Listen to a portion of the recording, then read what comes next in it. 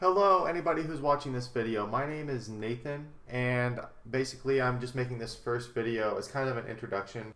So I'm actually a farmer from America who stumbled across AgOpenGPS. Right here I'm actually on the documentation page. And I also happen to be an electrical engineer. One of the things that really fascinates me is embedded systems interfacing.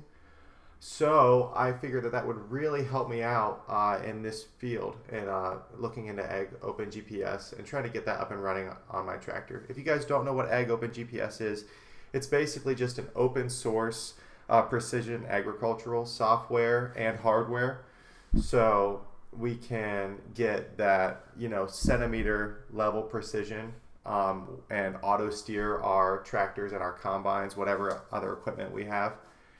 And we can, whenever we have auto steer there, we can use that, and it should be far cheaper than any of the alternatives.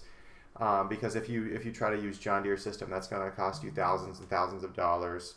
And even off-the-shelf systems that we use are also generally pretty expensive. I think I've seen Bumblebee system was the name of the company, and it was starting off at just, I think, $5,000, and I'm pretty sure John Deere system is a lot more expensive than that.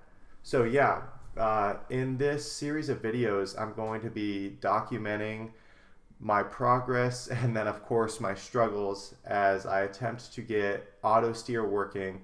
And the first tractor I'm going to do this in will be a John Deere 7230 tractor, just the old 7230. Let me pull up a picture here. A tractor much like this, but I don't believe it's a premium.